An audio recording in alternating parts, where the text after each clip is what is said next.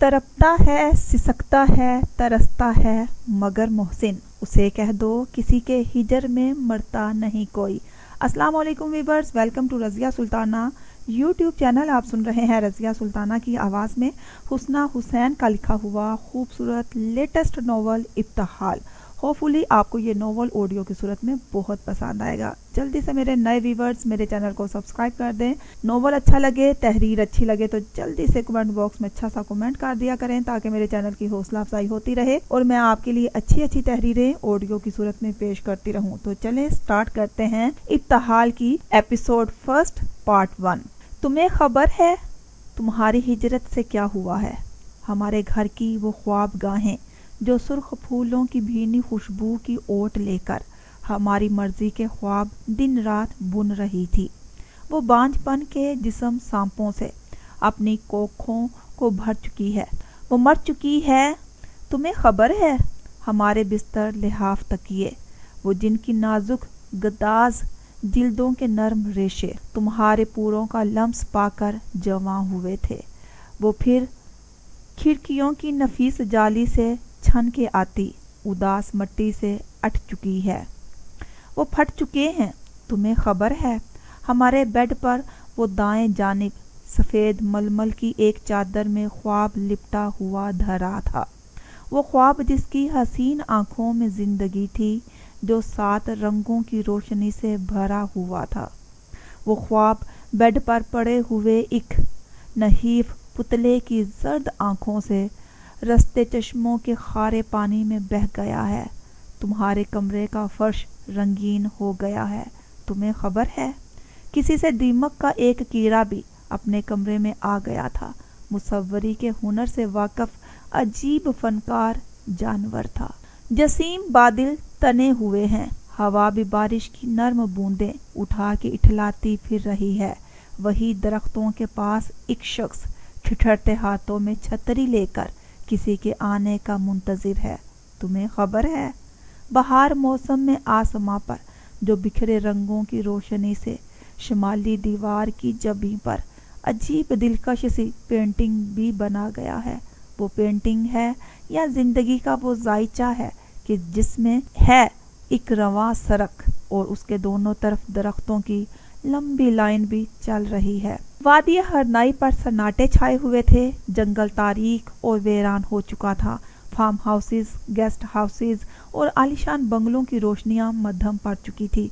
ताहम एक घर ऐसा था जिसकी रंगीन बत्तियों में अभी भी हलचल थी और वही हलचल उसके दिल में भी होने लगी थी। कमरा वीरान था, राइटिंग टेबल पर वो नहीं थी। अजलत में कदम उठाते वो बाहर आई थी। राहदारी के दरवाजे पर रुककर उसने सामने देखा था। फिजा में ओद की खुशबू बसी थी। घर का मरकजी हाल बकाए नूर बना हुआ था। फूलदार लड़ियां थी, बेलें और छड़ियां थी। सुनहरी बत्तियों में जुगनुओं का गुमान होता था। कहीं खाली गिलास रखे थे, कहीं प्लेट में अध खाई हुई मिठाइयों के टुकड़े थे। सफ़ेद टाइल्स पर गुलाब की पनखरियां थी। जिंदगी के आसार यहाँ वहाँ बिखरे थे, फिर भी एक खामोशी थी और खौफनाक सा सन्नाटा था।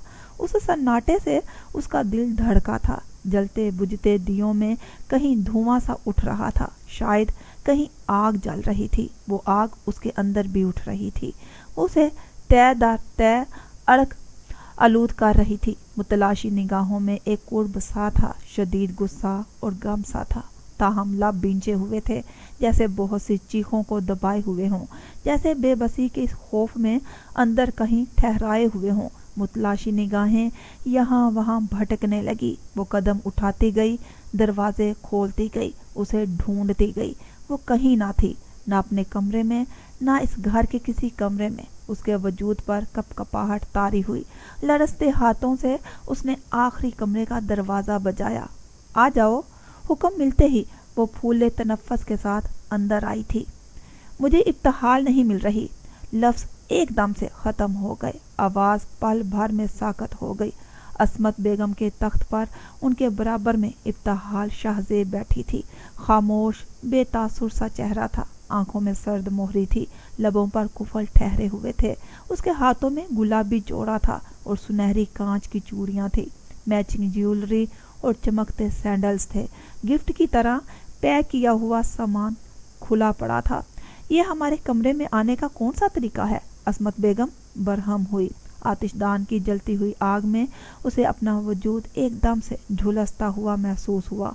फिजा में जो खुनकी ठहरी थी खत्म हो गई। पेशानी पर कतरे नमूदार हुए। हबस शदीद होने लगी।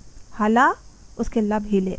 हम अभी बात कर रहे हैं, तुम जा सकती हो। उसने सुना और सुनकर खड़ी रही। कुव्वते समाज से महरूम न थी, कुव्वते गोयाई से महरूम नजर आई। उसकी आंखें इब्तिहाल शाहजेब पर ठहरी रहीं। कुछ सदमा था, कुछ दुख, कुछ बेयकीनी। वो ऐसा कैसे कर सकती हैं? इस तरह उनके बुलावे पर उनके पास कैसे जा सकती हैं? मेराल, असमत बेगम की आवाज़ काटदार हुई।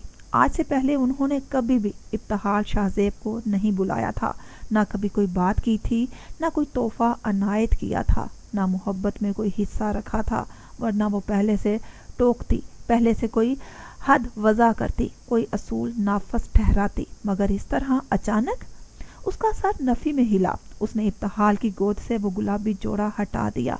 चूड़ियाँ नीचे गिर गई, ज्वेलरी का सेट भी लुढ़क गया। बाजू से पकड़कर उसने झटके से उसे खड़ा किया। मेराल, असमत बेगम गैज़ो गज़ब में उठ खड़ी हुई। हम तुम्हें इसकी इजाज़त नहीं दे सकते। अभी और इसी वक्त हमारे कमरे से निकल जाओ।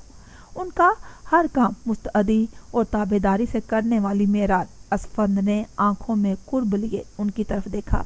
हालांकि लिए मुझे किसी इजाज़त की ज़रूरत नहीं। इतनी ही सख्ती से उसने इब्तिहाल का बाजू दबोच लिया था। असमत बेगम का चेहरा सुर्ख हो गया। पहली बार उनका हुक्म नज़रअंदाज हुआ था। पहली बार उनकी बात टाली गई थी। तुम्हारी ये जुर्रत? वो भड़क उठी। मेराल असफंद उनकी खिदमतगार, जिसकी हैसियत इस घर में किसी नौकर से कम ना थी, जो उनके टुकड़ों पर पलती थी और उनका हर हुक्म मानती थी। इस औरत का ऐसा रूप और ऐसा रद्देमल उन्हें आपे से बाहर कर गया। चट्टाख की आवाज़ के साथ एक थप्पड़ उसे पड़ा। ये थप्पड़ उसे 15 साल पहले भी पड़ा था। इस वक्त वो बेबस थी, चुपचाप सह गई। आज वो इतना बेबस हुई कि बोल पड़ी। खुदा के लिए सिर्फ मुझ तक रहें, हाला तक मत जाएं। बहुत ज़ब्त से लब भींच कर पस्त आवाज़ में बोली। आंखें आंसुओं से लबरेज हो चुकी थी। उसका सब्र ख़त्म हो रहा था। जानती थी ये सब किस लिए था, किसकी वजह से था। फैसला हो चुका है, हमने हाँ कह दी है। असमत बेगम ने गैज़ो गज़ब के आलम में एक एक लफ्ज़ चबा कर अदा किया। अबरीन की रुखसती के बाद हम इसका निकाह करेंगे। अब के पत्थर होने की बारी इब्तिहाल शाहजेब की थी। क्या हो गया है आपको? 14 साल की बच्ची है ये। मेराल कुर्ब के आलम में चीख पड़ी। तुम्हारी बच्ची है ये? आंखों में आंखें गाड़ कर वो बोली। तुम्हारा खून है इसकी रगों में। तुम्हारी तरह ये भी हमें मुंह दिखाने के काबिल नहीं छोड़ेगी। इब्तिहाल सख्ते की हालत में गुंग असमत बेगम को देख रही थी। जिंदगी में पहली बार उन्होंने पास बैठाया तो उसने समझा मोहब्बत में बैठाया होगा। बेशकीमत ज्वेलरी और फैंसी जोड़ा भी अपने तलख रवैये की तलाफी के लिए ख़रीदा होगा। मगर उसकी तमाम खुशफहमियों को एकदम से आग लग गई थी। तमाम उम्मीदों पर पानी फिर गया था। मैंने शाहजेब की मर्जी से रिश्ते की बात की है। वो अपने इस बेटे का हवाला दे रही थी जो इब्तिहाल की ज़िंदगी में कहीं नहीं था। आपके हर फैसले को मैं रद्द करती हूँ। किस कदर हिम्मत के साथ उसने कह दिया। इज्जत से निकाह का मौका मिल रहा है और तुम इसे गंवा रही हो। जिंदगी में इज्जत नहीं, निकाह से मिल जाएगी। असमत बेगम ने गजब नाक निगाहों से मेराल असफंद को देखा। इब्तिहाल को अपने पीछे किए वो कोई और ही मेराल लग रही थी। समरा तुम्हारे मुतल्लिक ठीक ही कहती है। 2 रूप हैं तुम्हारे। मासूमियत का तो सिर्फ ढोंग ही रचाती हो। मेराल चुप रही। असमत बेगम अपनी जगह से उठ खड़ी हुई। ये लड़की तुम्हारे हर गुनाह का हिसाब बनेगी। ये भी वही करेगी जो तुमने किया। इब्तिहाल की निगाहें असमत बेगम के चेहरे पर जमी थी। वो उन्हें देख रही थी, उन्हें सुन रही थी। खुशगुमानी की अमारत ज़मीन बोस हो चुकी थी। तहाइफ ने जो दिल नरम किया वो मज़ीद पत्थर हो चुका था। जैसा तुम्हारा किरदार है, इसे कौन ब्याहेगा? वो आखिरी सवाल गोया सवाल नहीं, एक खंजर था जो मेराल असफंद के दिल में उतर गया। किस कदर कुर्ब से लब भींच कर मेराल ने सब्र का घूंट भर लिया। कहने को बहुत कुछ था पर कह ना पाई। इब्तिहाल का हाथ थामे कमरे से निकल गई। समीर सीढ़ियां उतर कर नीचे आ रहा था। उन पर नजर पड़ते ही रुक गया। ابتحال کی نگاہیں بے جان سی تھی۔ وہ مہرال اسپند کے ساتھ کسی کٹپتلی کی طرح کھینچی جا رہی تھی۔ وسیع کچن کا عقبی دروازہ کھول کر اس نے برابر والے کمرے میں ابتحال کو اندر داخل کیا۔ جب میں نے تمہیں منع کیا تھا گھر کے کسی فرد کے سامنے مت آؤ تو تم کیوں آئی؟ دروازہ بند کر کے وہ بولی تو لہجہ سخت، آواز بھیگی ہوئی تھی۔ میں آلریڈی بہت پریشان ہوں۔ حالہ کیوں تم اس طرح؟ اور حالہ بتا نہیں سکی۔ اسے تنگ کرنے کی غرض سے نہیں گئی تھی۔ اس کے ذہن میں کوئی منصوبہ نہیں تھا، نہ بدلے یا انتقام کا کوئی جذبہ تھا۔ دل کی حقیقت محض دل تک تھی اور صدمہ آنسوؤں میں مدغم رہا۔ وہ چپ چاپ میرال کو دیکھے گئی۔ جانے کتنے تانے تھے جو میرال کے حوالے سے اسے روزانہ سننے پڑتے تھے، اور جانے کتنے بہتان اور الزام تھے جو اس کے وجود کا احاطہ کرنے والے تھے۔ آئندہ وہ تمہیں اپنے پاس بلائیں یا کسی سے ملوانے کی کوشش کریں تو تم نہیں جاؤ گی، میرال نے کہہ دیا۔ اس نے سن لیا۔ جیسا تمہارا کردار ہے اسے کون بیاہے گا؟ عصمت بیگم کے الفاظ سماعت میں ہتھوڑے کی طرح لگے۔ اس نے سر اٹھا کر میرال کو دیکھا جو آنسو پونچھتی لحاف اوڑے سونے کے لیے لیٹ چکی تھی۔ پھر اس نے اپنی ہتھیلیوں کو دیکھا جن پر کوئی نقش نہ تھا، حالانکہ آج گھر کی تمام لڑکیوں نے مہندی لگائی تھی اور کلائیاں بھر بھر چوڑیاں پہنی تھی، مگر اس کی کلائیاں خالی تھی اور لباس بالکل سادہ سا تھا۔ درِ پیشاں نے یہ لباس پچھلی سردیوں میں پہنا تھا۔ ابتحال شاہزیب ان سردیوں میں پہن رہی تھی۔ میرال کو عظمیٰ تائی کی اترن ملتی تھی، اسے درِ پیشاں کی۔ اس نے اٹھ کر خود کو آئینے میں دیکھا۔ عصمت بیگم کہہ رہی تھی وہ میرال جیسی تھی، اور اسے لگا وہ میرال جیسی ہی ہے، لباس، حلیے، انداز اور چہرے کے خد و خال میں بھی۔ وہ میرال اسفند کا پرتو بنتی جا رہی تھی۔ اس کے ذہن میں بیک وقت کئی سوال اٹھے، کئی خیال جاگے، اور وہ دم سادے اپنا عکس دیکھتی رہی۔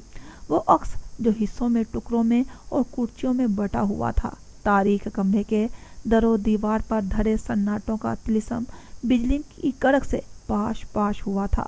بارش کی بوچھار طوفانی ہواؤں کا اثر لیے قصر جلال کی عمارت سے آ ٹکرائی تھی۔ میں اور صرف تم۔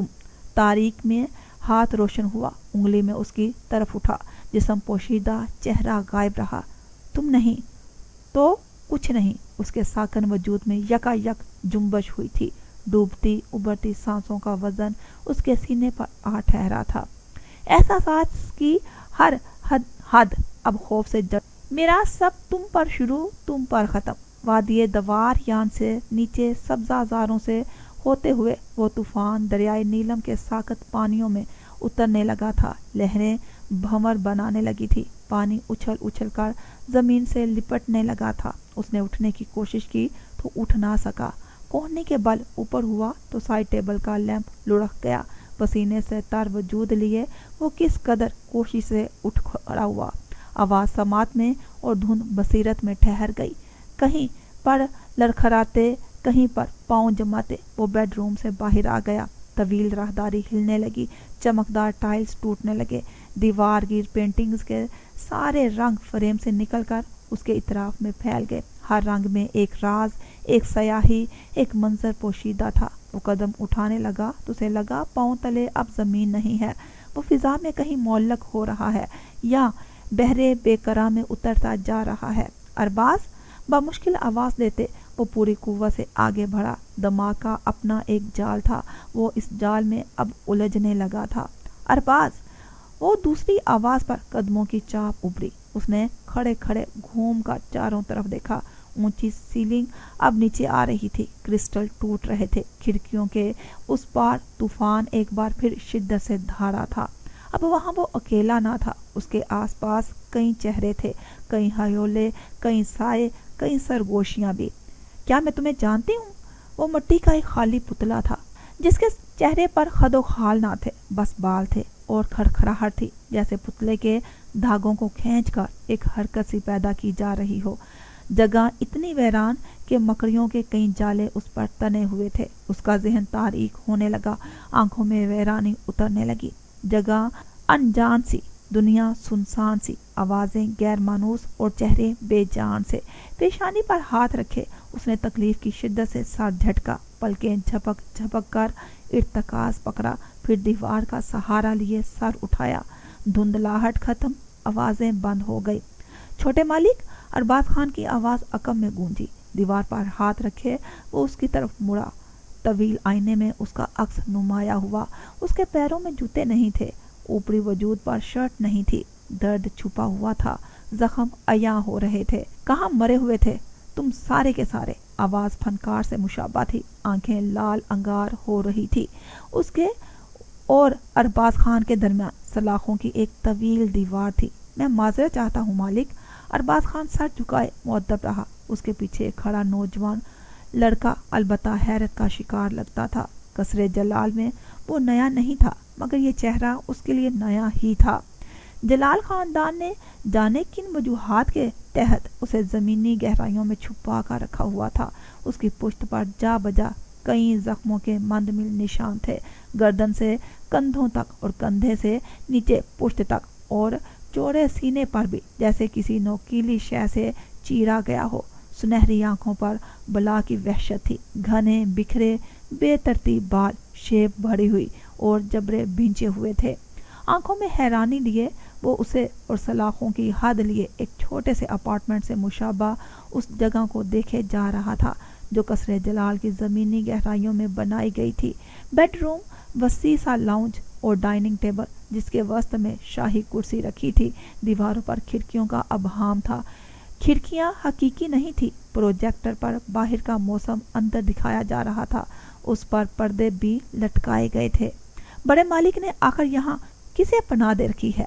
लड़का हनूस गर्दन सीधी रखे सलाखों के उस पार खड़ा हैरत ज़दा सोचे जा रहा था। उसके वहमो गुमान में बिना था कसरे जलाल एक खुफिया दरवाज़ा, एक पोशीदा राज रखता है। सुलाखों की स्लाइड फिंगरप्रिंट से एक जानिब सिरक गई थी। अरबाज खान अंदर आ चुका था। सलाखें फिर से बराबर हो गई। क्या आप ठीक हैं? अरबाज खान ने उसका बाजू थामा, उसे सहारा देना चाहा, मगर उसने उसका हाथ झटक दिया। पूरी कुव्वत से वो 2 कदम आगे बढ़ा, डाइनिंग टेबल की कुर्सी खींची, मेज पर हाथ रखा, फिर बैठते ही सर उठाया।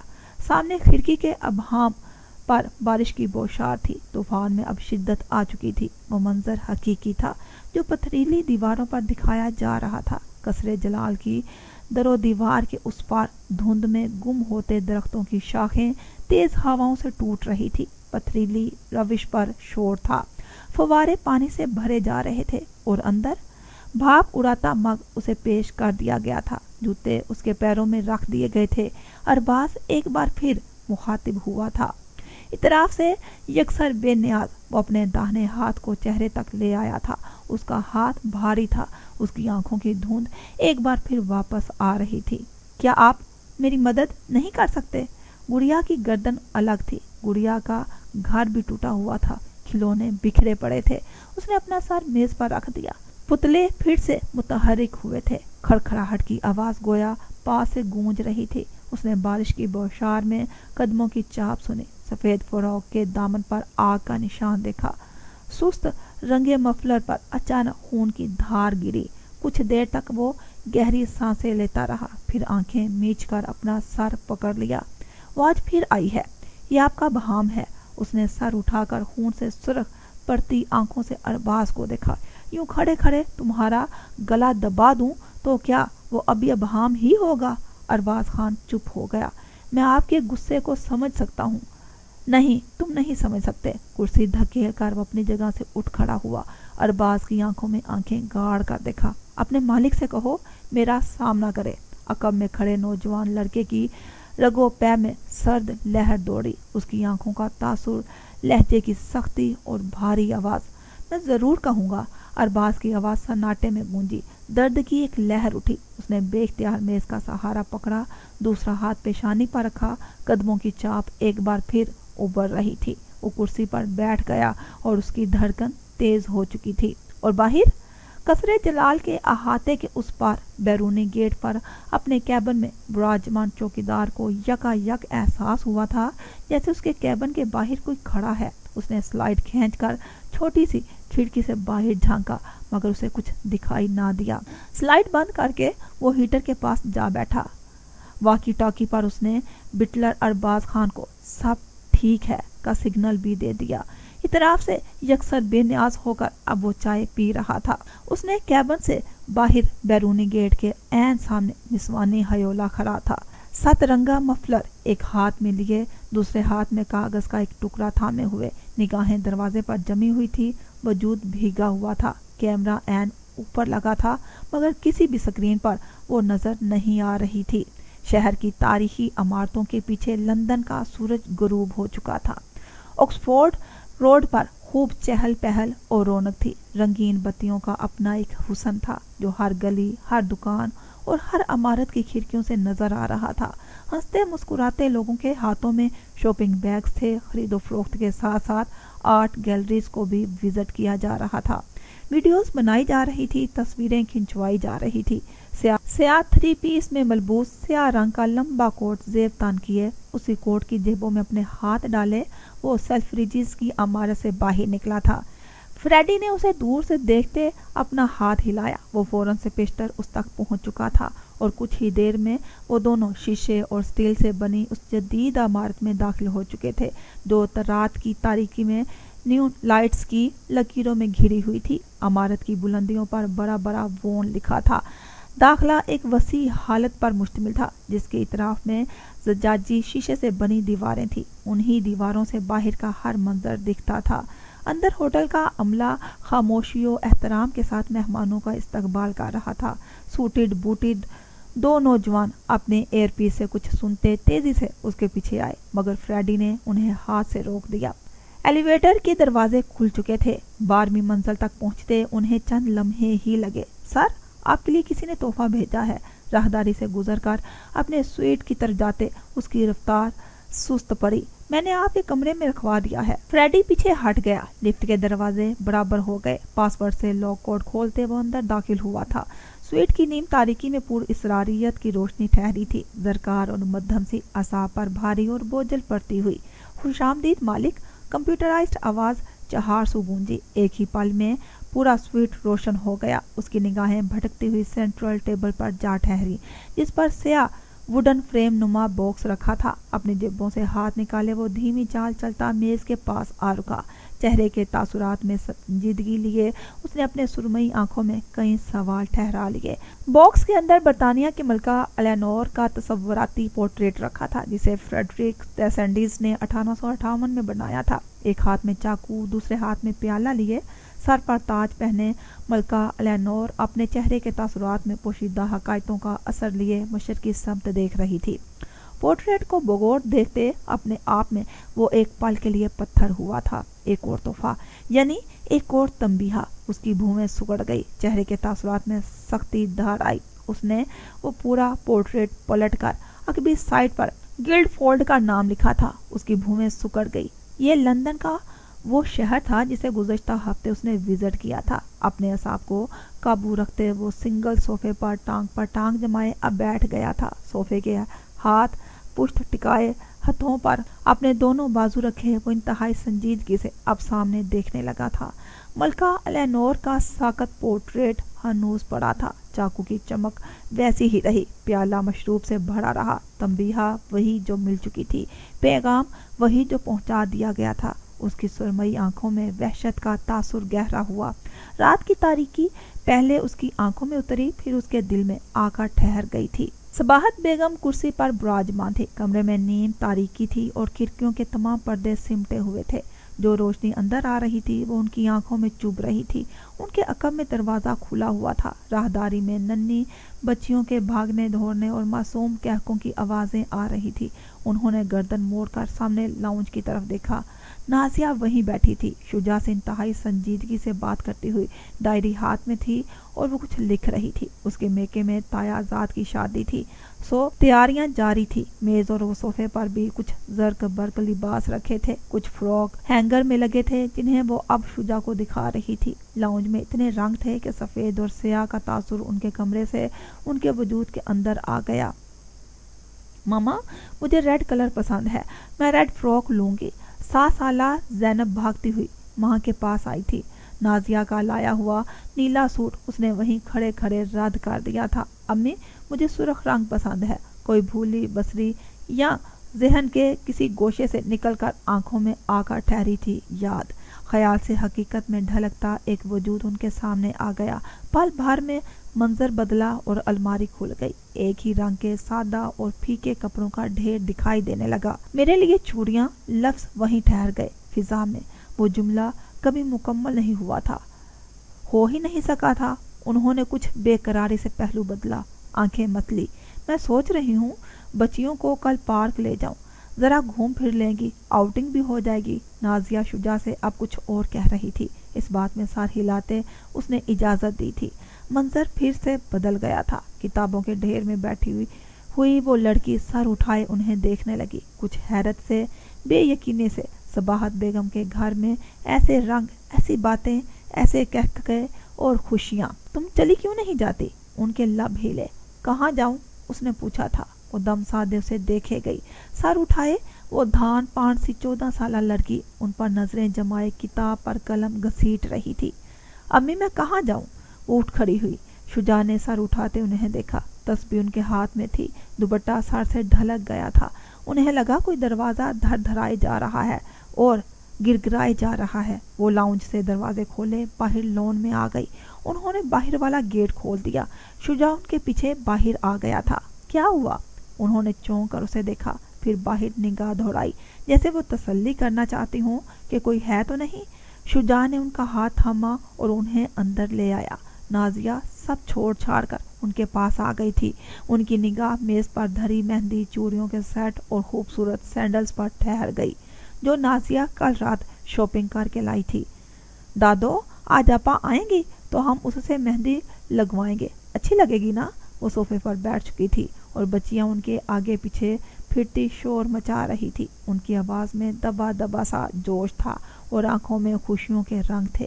ہماری دادو اچھی ہیں، بالکل نہیں ڈانٹتی۔ زہرا کی دادو اس کی پٹائی کرتی ہیں، ننھی شفا باپ کو بتا رہی تھی۔ صباحت بیگم اٹھ کر اپنے کمرے میں چلی گئی۔ شجاع نے بہت خاموشی کے ساتھ انہیں دور تک جاتے دیکھا تھا۔ ساری رات برسنے والی بارش صبح تھم چکی تھی۔ وادی ہرنائی کا آسمان صاف ہو چکا تھا، مگر دھند ٹھہری رہی تھی۔ زمان ہاؤس میں ہنوز خاموشیوں کا راج تھا، صرف ملازم ہی بیدار تھے، اور انہی ملازموں میں ایک وہ بھی تھی جو معمول کی طرح روزمرہ کی روٹین میں شامل ہو چکی تھی۔ گھر کے ہر فرد کا ناشتہ الگ اور دوسرے سے مختلف بنتا تھا۔ کچن میں آج خان سامان نہ تھا۔ وہ اکیلی لگی رہی، ناشتہ بنا بنا کر میز پر لگاتی رہی۔ عصمت بیگم صدر کرسی پر براجمان حکم پر حکم صادر کرتی رہی۔ چائے انہوں نے جانے کس قدورت کی وجہ سے 2 بار بنوائی۔ کبھی ٹوسٹ جلے ہوئے تھے، کبھی ہاف فرائی نمک تیز لگا، کبھی بار اسے ڈانٹ بھی پڑی اور کئی بار اس نے تانے بھی سنے۔ درے فشاں اپنے بھائیوں کے ساتھ اسکول جانے لگی تو اسے ایک دم سے ابتحال کا خیال آیا۔ کچن میں اس کا ٹفن باکس پہلے سے تیار رکھا تھا۔ وہ اسے اٹھائے تیزی سے باہر نکلی۔ حالا اس کے قریب پہنچی تو ابتحال نے گردن موڑ کر اسے دیکھا۔ یہ تمہارا ٹفن؟ اس کی آنکھوں میں بہت سے شکوے دھرے تھے، مگر اس نے چپ چاپ ٹفن لے لیا۔ اپنا خیال رکھنا۔ اس نے نرمی سے ابتحال کے گال پر ہاتھ رکھنا چاہا، جسے ابتحال نے انتہائی نفرت سے جھٹک دیا۔ میرے ساتھ یہ ناٹک مت کیا کریں، انتہائی سرد لہجے میں کہہ کر وہ باہر نکل گئی تھی اور میرال اسفن وہیں کھڑی رہ گئی تھی۔ زمان ہاؤس سے نکلتے ہی وہ سبز قطع پر پاؤں دھرتی دائیں جانب مڑ گئی۔ اس کے اطراف میں دور دور تک دھند پھیلی ہوئی تھی، سبزہ بکھرا ہوا تھا، کوہر برس رہا تھا۔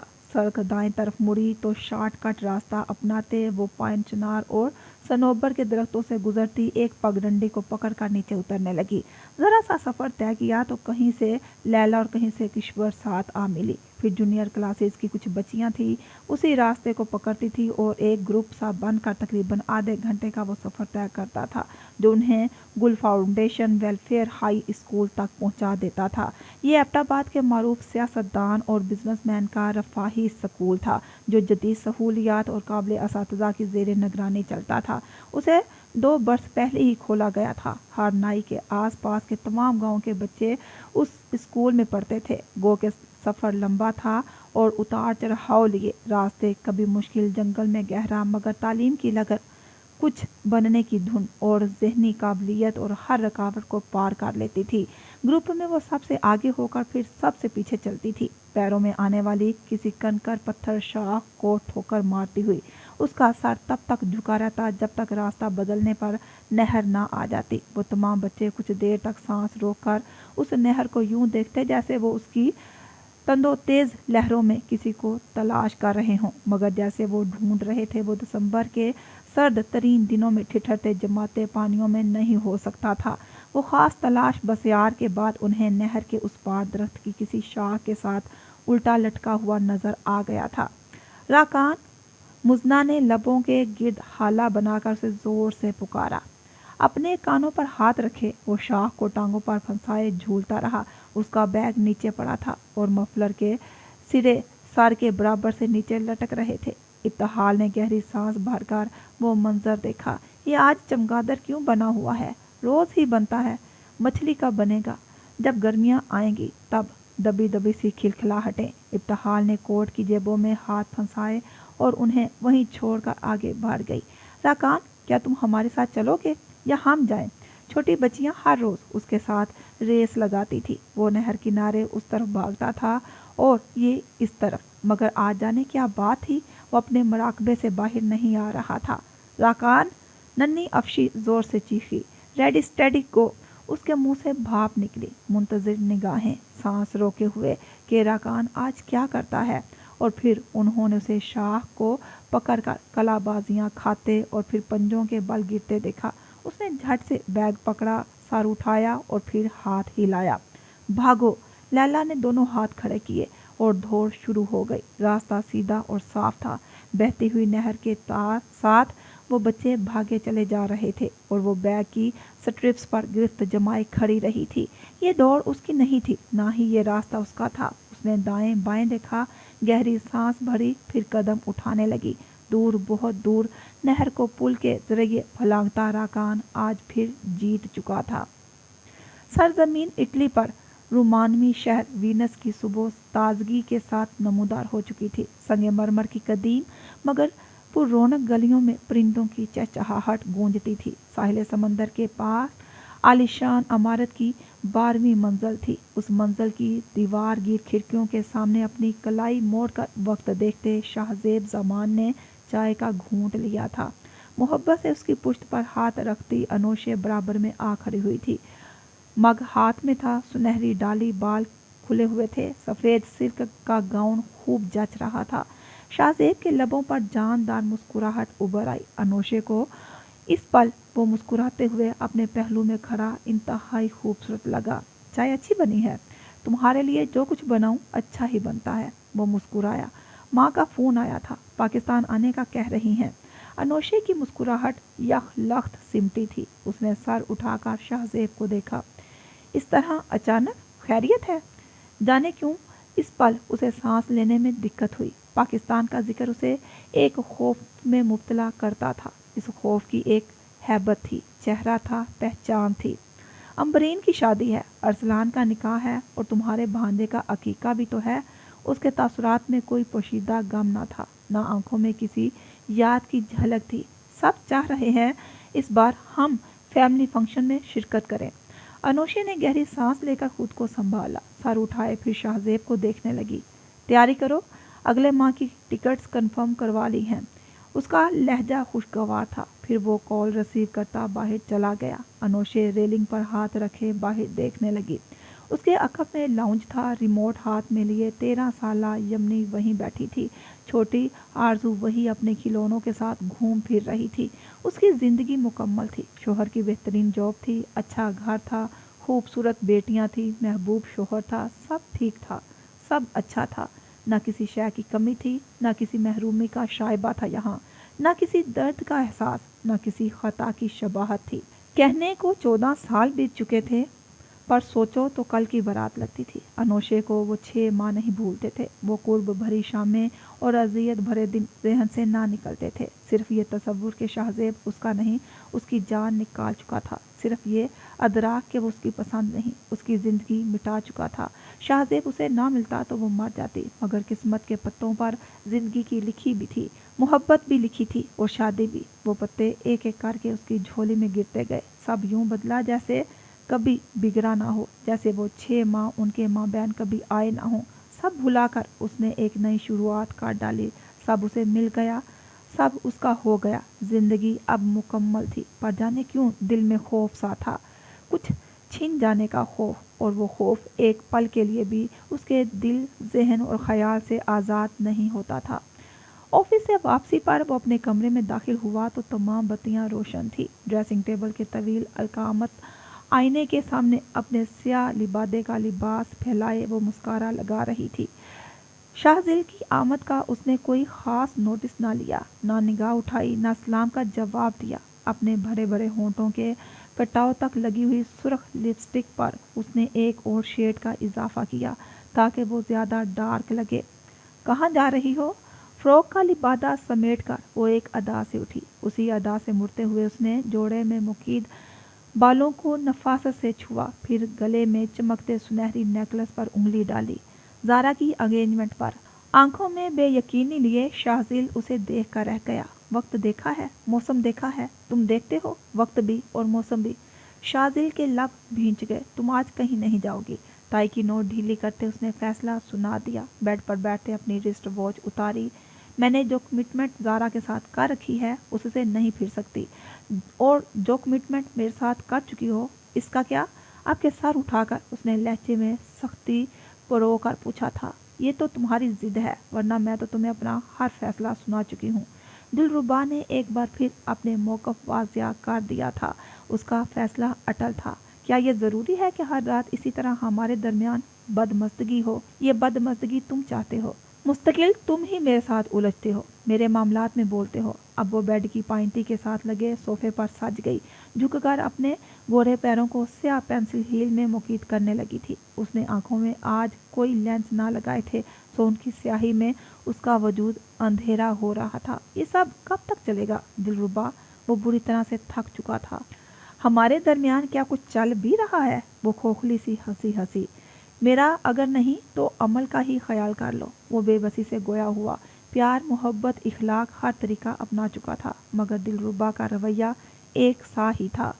अमल तुम्हारी ख्वाहिश है, उसे तुम ही देखो। जुमला ज़ुमैनी था, एक तरह का जुमला भी।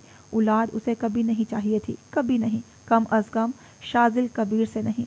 वो इस घर में उसकी ज़िंदगी से निकलने के लिए ही आई थी। गुज़श्ता 4 सालों से उसकी ये कोशिश बार बार नाकाम हो रही थी। शाजिल कबीर बार बार उसके इशारों को अनदेखा कर रहा था, उसके झगड़े और फसाद को अनसुना कर रहा था। दुर्दाना के साथ बदतमीजी कर चुकी थी, कई बार हादी और अरीबा के साथ उलझ चुकी थी। मुलाजिम उसके मजाज से आजिज थे, पड़ोसी उसकी हरकत से तंग। शाजिल की जिंदगी जितनी वो मुश्किल बना सकती थी बना चुकी थी, मगर फिर भी उसके रवैये की तलखी, आंखों की सख्ती और धुतकार शाजिल कबीर ताहार किसी इंतहाई कदम उठाने पर मजबूर ना कर सकी। शाजिल कबीर को दिलरुबा से मोहब्बत थी। मोहब्बत भी क्या, इश्क था उससे। उसके तसव्वुर के बिना जिंदगी अधूरी थी, उसकी ज़ात के बिना जिंदगी नामुकम्मल थी। उसे खुद से अलग नहीं कर सकता था। दिलरुबा ने क्लच अपने नफीस हाथों में दबाया और उठ खड़ी हुई। मेरा इंतज़ार मत करना, मैं देर से आऊँगी। कमरे से निकलते वक्त उसने एक बार भी मुड़कर शाजिल को ना देखा। उसे उसके चेहरे से नफरत थी, वजूद से नफरत थी, उस मोहब्बत के एहसास से भी जो वो उससे करता था। ये मोहब्बत की जंजीर ही थी जिसने ताहाल उसे इस रिश्ते में जकड़ कर रखा हुआ था, वरना वो कब का आज़ाद हो चुकी होती। उसकी हर जहद बस उस एक जज्बे के आगे नाकाम हुई थी। नफरत का इजहार उसके लिए कुछ ना था, बदतमीजी का वो कोई नोटिस नहीं लेता था। उसे इजाज़त थी, वो कुछ भी कर सकती थी, मगर हर शय की एक हद थी। वो हद इस रिश्ते की भी थी जिसकी पाबंद वो नहीं रहना चाहती थी। सीढ़ियाँ उतरते उसने सोचा, कल से वो अपना लिबास पर फोकस करेगी। वो शॉर्ट्स पहनेगी, स्लीवलेस भी। शाजिल कबीर को वो ऐसे ही इश्तियाल दिला सकती थी। कभी ना कभी, किसी ना किसी दिन तो उसके मुंह से वो लफ्ज़ निकलेगा जिसे सुनने की ख्वाहिश दिल में लिए वो अपने घर से रुखसत होकर यहाँ आई थी। निचली मंजिल रोशन थी, मुलाजिम मुतहरिक थे। दुर्दाना किसी मुलाजमा को डांट रही थी। आवाज़ यहाँ तक आ रही थी और उस आवाज़ में एक आवाज़ अमल की भी थी। वो रो रही थी और इतना रो रही थी कि दिलरुबा के कान फटने लगे, सर दुखने लगा। उसे वो अज़ियत याद आई जो उसने अमल की पैदाइश पर झेली थी, वो ज़ख्म याद आए जो अपने वजूद पर पड़ते थे। मैडम साहिबा, वो अमल। मुलाजमा उस पर नज़र पड़ते ही भागी चली आई थी। भाड़ में जाए अमल, वो उस पर फट पड़ी। तुम लोगों को मैंने यहाँ किस लिए रखा हुआ है? छोटी सी बच्ची नहीं संभाली जा रही? उसका खूबसूरत चेहरा सुर्ख हो चुका था। मुलाजमा सहम कर सर झुका गई। दुर्दाना ने तासुफ भरी निगाह उस पर डाली। जुबान संभाल कर दिलरुबा, बेटी है तुम्हारी। भला कोई अपनी औलाद के लिए भी ऐसे अल्फाज इस्तेमाल करता है? हाँ तो मेरी औलाद है, मेरी मर्जी, मैं जो भी बोलूँ। आप होती कौन है मेरे मामलात में बोलने वाली? दुर्दाना के लब बाहम पैवस्त रहे। उसके असाब मुतहम्मिल, उनके अंदाज में कोई सख्ती ना आई। ड्राई फ्रूट की प्लेट से काजू उठाते वो हंसी नुमा मुस्कुराहट को हल्का सा दिखाकर दबा गई। दुर्दाना का ये रवैया, ये रद्द अमल हमेशा उसे जवार भाटे में खड़ा करता था। वो ऐसे ही उसके किसी न किसी बात पर मैनी खेज मुस्कुराहट दिखाकर चुप रहती थी। उनकी खामोशी उसके असाब पर भारी पड़ जाती। वो इन्हीं मुश्तिल देखना चाहती थी। ख्वाहिश रहती उनका भी चेहरा सुर्ख हो, आवाज़ बुलंद हो। अपने तलख रवैये के बाद मुकाबिल के चेहरे पर दुख, दर्द और गुस्से के तासुरात देखकर जाने क्यों उसे तस्कीन मिलती थी, जैसे वो अपने जुमले में कामयाब हुई हो। मगर दुर्दाना वो अपनी जगह से उठ खड़ी हुई। सिर्फ तुम्हारी होती तो कभी ना बोलती। शाजिल की है इसलिए कह रही हूँ। अपने नाइट गाउन की डोरी को बांधते हुए वो एक बार फिर मुस्कुराई और सीढ़ियों की जानिब बढ़ गई। दिलरुबा का मूड बुरी तरह से गारत हो चुका था। पाँव पटकती वो सदर अबूर दरवाज़ा अबूर कर गई थी।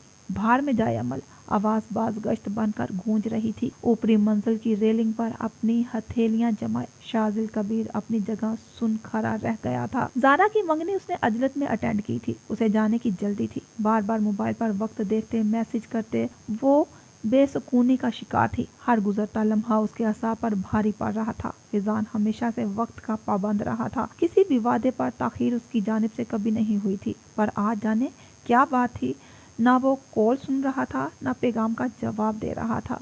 बुफे के दौरान कॉल आई तो उसकी जान में जान आ गई।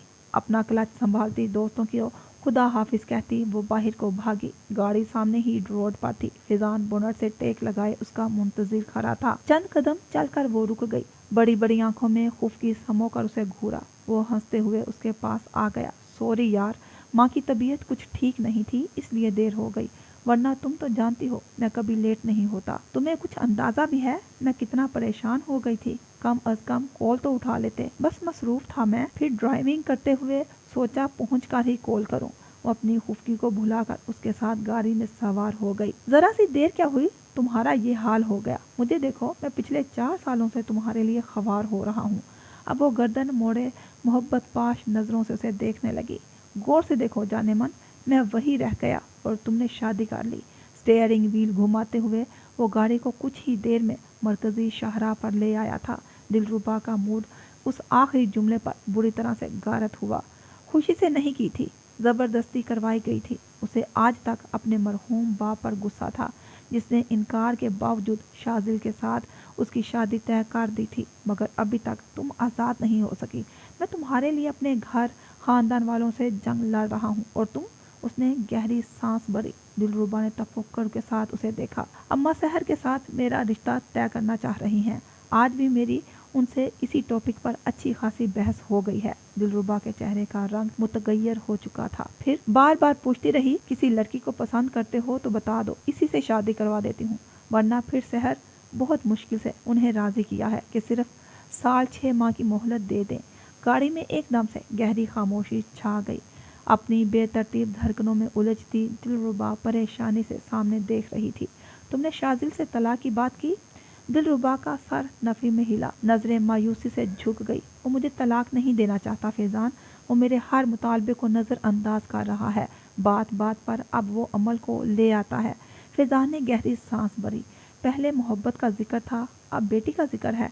वो बहुत परेशान लग रही थी। जो ताल्लुक गुज़श्ता 4 सालों से दोनों के माबैन पोशीदा था, इस ताल्लुक का अब वो भी एक नाम देना चाहती थी। वो भी अब एक नया सफ़र, एक नई पहचान चाहती थी। शाजिल कबीर का वजूद अब उसे अपनी ज़िंदगी से खारिज चाहिए था। तो फिर खुला, तुम अच्छी तरह से जानते हो मैं खुला के लिए पहल नहीं कर सकती। वो इंतहाई बेबसी से गोया हुई थी। फैजान चुप हो गया। मेरी अम्मा, भाई, खानदान, मेरे लिए इन सब को एक साथ फेस करना मुश्किल हो जाएगा। क्यों मुश्किल होगा? तुम उसके खिलाफ बात कर सकती हो। सब उसकी तरफ से वाकिफ हैं फैजान। मैं क्या उज़र दूंगी? 2 बार झूठ बोला था और वो भी बेनकाब हो गया। ये सब इतना आसान नहीं है। तो फिर तुम बताओ क्या करें? फैजान के लहजे में नाराज़ी आ चुकी थी। तलाक वो नहीं दे रहा, खुला तुम नहीं ले सकती। बताओ ये सिलसिला कब तक चलेगा? तुम्हारे इंतजार में मैं कब तक इस तरह सड़ता रहूंगा? फैजान, उसने तरफ कर उसके बाजू पर हाथ रखा। फॉर गॉड से एक दिलरुबा, उसने हाथ झटका। हर बार मुलाकात पर मैं सोचता हूँ कि कोई तो पेशरफ्त हुई होगी, मगर तुम्हारा जवाब हर दफ़ा एक सा होता है। तुम बेबस हो तो क्या मैं नहीं हूँ? मैं अपनी शादी को और कितना अरसा टाल सकता हूँ? फैजान, क्या हो गया है तुम्हें? अभी भी तुम्हें समझ नहीं आ रहा मुझे क्या हुआ है? वो मजीद खफा हुआ था। मेरा ख्याल है मैं ही बेवकूफ़ बन रहा हूँ। ऐसा मत कहो। तो क्या कहूँ? मुझे लगता है अब हमें एक दूसरे से अलग हो जाना चाहिए। अलग होने के तसव्वुर से ही दिलरुबा की जान सूली पर अटक गई थी। प्लीज़ फैजान, ये मत कहो प्लीज़। तुम जानते हो मैं तुमसे कितनी मोहब्बत करती हूँ, लेकिन मोहब्बत में कुर्बानी तो यहाँ मैं दे रहा हूँ। उसकी आंखों की सुर्खी भर चुकी थी। आवाज़ में ऐसा गम था कि दिलरुबा का दिल पसीज गया। हम कुछ सोचते हैं। दिलरुबा ने फिर से हिम्मत पकड़ी, फिर से उसे मनाया। तुम मुझे बताओ, कोई हल है तुम्हारे पास? कोई भी हल? मैं तुम्हारा पूरा साथ दूंगी। अब कोई हल नहीं बचा। It's breakup. दिलरुबा की धड़कनें साकन हो गई। उसके आसपास अंधेरे छा गए। फैजान, मैं 4 सालों से तुम्हारा इंतज़ार कर रहा हूँ। नहीं फैजान, ये इंतज़ार ख़त्म मत करो। मैं तुम्हारे बिना मर जाऊंगी। तुम मेरे बिना जिंदा हो। गर्दन मोड़े, आंखों में आंखें डालकर वो गलोगीर लहजे में गोया हुआ था। तुम्हारे पास शोहर है, बेटी है, घर है। तुम क्यों मुझे जैसे इंसान के पीछे आना चाहोगी? मुझे तो अब उस मोहब्बत पर भी शक हो रहा है। वो बदगुमाने की अथाह गहराइयों में उतर चुका था। दिलरुबा की जान पर बन गई। बहुत मिन्नत और मोहब्बत से एक बार फिर वो उससे मुखातिब हुई। हाथ थामे इसरार किया, मोहब्बत का वास्ता दिया, वफा की यकीन दहानी करवाई। फैजान कुछ नरम पड़ा तो वो चुप हो गई। अब वो सामने बन चुकी थी, सिर्फ उसे सुनना चाहती थी। जो भी रास्ता था अब फैजान ने निकालना था। कुछ देर तक सड़क पर गाड़ी बेमकसद दौड़ाते रहने के बाद वो वापस उसे ज़ारा के घर ले आया था। सड़क पर गाड़ी रोके अब वो खामोशी से सामने देख रहा था। घर के लॉन से उठता शोर शराबा और तेज़ म्यूज़िक की आवाज़ यहाँ तक आ रही थी। कुछ देर तक वो स्टीयरिंग व्हील पर गिरफ्त जमाए बैठा रहा। फिर वो कुव्वत मुजतमा करता उसकी तरफ मुड़ा। मैं एक बहुत ही पेचीदा सी बात करने लगा हूँ। दिलरुबा का दिल ज़ोरों से धड़क उठा। कहीं फैजान ब्रेकअप की बात दोबारा ना कर दे। मैं खुद गर्ज इंसान नहीं हूँ, लेकिन यहाँ तुम्हें मुझे खुद गर्ज होना पड़ेगा। दिलरुबा ने इस बात में सर को जुम्बश दी, गोया वो अब सिचुएशन के लिए तैयार हो चुकी थी। बहुत सोचो विचार के बाद मुझे एक हाल समझ में आया है। फैजान ने चंद लम्हों के लिए एक ड्रामाई वक्फा इख्तियार किया। अगर हम तलाक से नज़र हटाकर सोचें तो? दानिस्ता अपनी बात अधूरी छोड़ते हुए उसे दिलरुबा के तासुरात पढ़ना चाहे। मैं समझी नहीं। वो चौंक कर उसे देखने लगी। एक सिचुएशन ऐसी हो सकती है जिसमें हम दोनों का फ़ायदा हो सकता है। कोई तुमसे नाराज़ नहीं होगा और हमारी शादी भी आसानी से हो जाएगी। क्या ऐसा मुमकिन है? पलकों की झालर उठाते उसने कुछ बेताबी से पूछा था। तुम कहना क्या चाह रहे हो? क्या तुम सच में मेरा इशारा नहीं समझी? उसकी आंखों में मैनी खेसी उभर आई। दिलरुबा ने नफी में सर हिलाया। जो मसले की जड़ है, इस जड़ को ही गिराकर उखाड़ दिया जाए। और वो एक जड़ आग पकड़कर उसके इतराफ में फैल गई। बात इशारे में थी, मंसूबा लफ्ज़ों में दबा था। दिलरुबा फटी फटी आंखों से फैजान को देखे जा रही थी। समात पर लम्हे भर के लिए उसे यकीन नहीं आया था। बात जड़ की थी जो एक तनावर दरख्त थी। तुम कत्ल की बात कर रहे हो? उसके लबों को हल्की सी जुम्बश हुई। हादसे की बात कर रहा हूँ। आंखों में सुर्खी लिए वो कुछ बेरहमी से तारीकी में देख रहा था। सिर्फ यही एक हल बचा है। मंजूर है तो ठीक, वरना सब यही ख़त्म कर देते हैं। दिलरुबा ने सांस लेना चाहा, मगर उसे सांस नहीं आया। उसके दिल पर कोई भारी शय ठहर गई थी। उसके पेशानी पर पसीने के कतरे चमकने लगे थे और वजूद उस पल बेजान होने लगा था। कोई जल्दी नहीं, तुम जब चाहो अपना फैसला सुना सकती हो। गाड़ी के लोग उस एक पल में खुल गए। ऐसे ही एक लोग उसके अंदर भी खुल चुका था। उसे अपने वजूद के अंदर तारीकी उतरती महसूस हुई। दरवाजे खोले वो बाहर निकल गई। तुम्हारे लिए ये जुर्म भी कबूल है मुझे। फैजान उसी पल गाड़ी भगा ले गया था और वो रोशनियों से जगमग करती दीवारों के आगे साकत सी खड़ी रह गई थी।